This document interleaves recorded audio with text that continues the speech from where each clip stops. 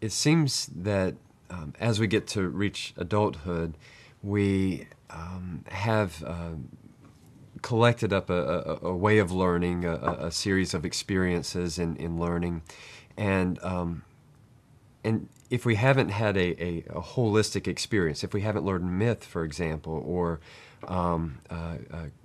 storytelling, things like that, then we have a hard time when we reach adulthood making sense of some of the stories that we hear and some of the faith experiences we have. So I think developmental learning, understanding that as in the stages of children and youth, gives us an opportunity to equip individuals for when they're able to piece all of these learning styles together. I think one of the beautiful things, for example, in Scripture is that it is almost developmentally set up for learning. I mean, it's song, and it's proverb, and it's story, and it's history, and it's all these things.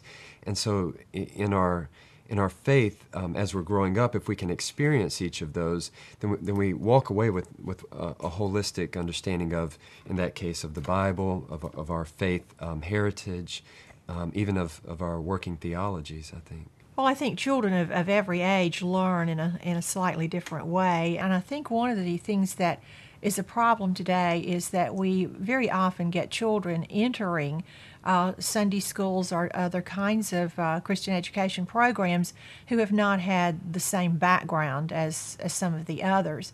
And so I think that's why you have to continuously review basics, even with the older children, because if they haven't been, let's just say, in Sunday school from the time they could be in Sunday school up until, say, 5th or 6th grade, there's a big gap in their basic understandings and faith development.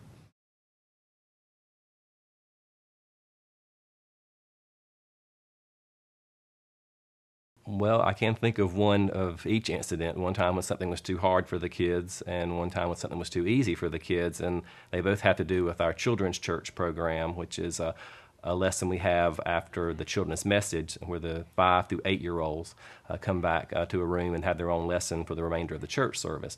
And one time I had assigned them something too hard to do. I mean, I thought it was easy. It was using the letters of the word joy.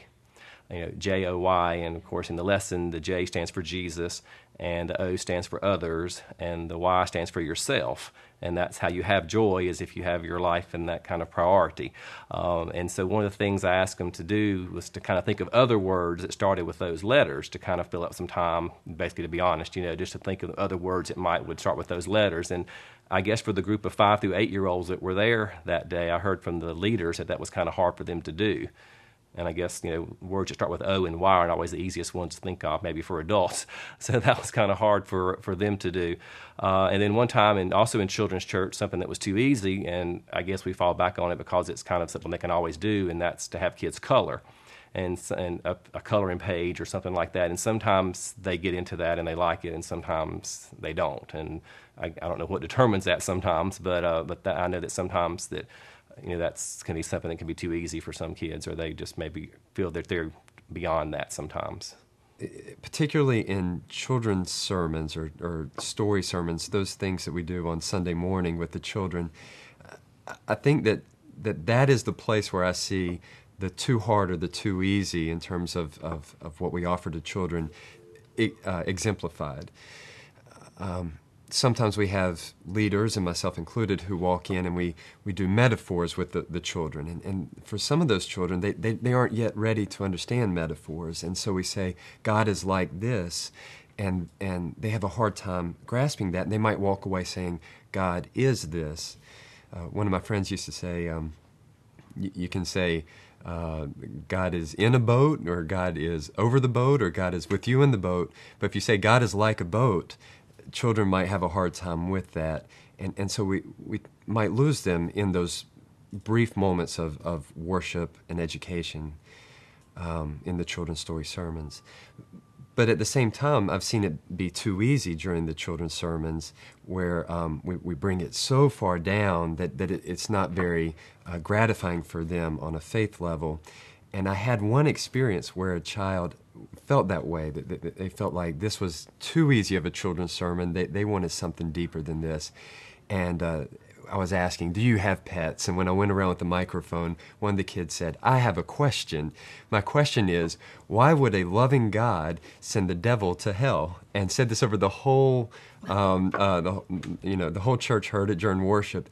And it was shocking, and I didn't know what to do at the moment. But the fact was that this child was acting out. He had questions, and he had a depth to his faith that we were kind of glossing over with simple questions of, do you have a pet? And he was reaching for something deeper than that. I think that probably happens as children. We reach deeper to get what we want, or we're a little bit lost if it's too hard.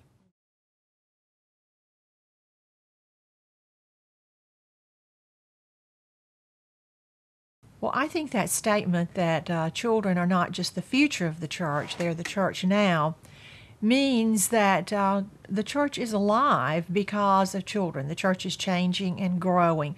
Now, we all hope that everyone at every age is continuing on their spiritual journey, but we don't see the growth as clearly as we do with children. And if we are able to use the children as our examples, to watch their growth and to contribute to their growth and to get excited about what they're learning and what they're doing, it adds so much life to the church. Children are on the same journey we all are. At the Unity Revival they had in Winston-Salem here recently, Maya Angelou said, when I meet someone who says, I'm a Christian, I always ask, already? I think that kind of reflects the fact that we're all on a journey from beginning to end. And children are certainly on an equally important part of that journey, the same journey even that we all are on in developing our faith and growing in relationship with God. That's a statement I like to hear people say and live by if they can, is that children are not the church of the future, but they're the church now. Because I just think of so many things from Scripture that talks about a little child will lead them, and how if we don't become as little children, we will not, see God's kingdom.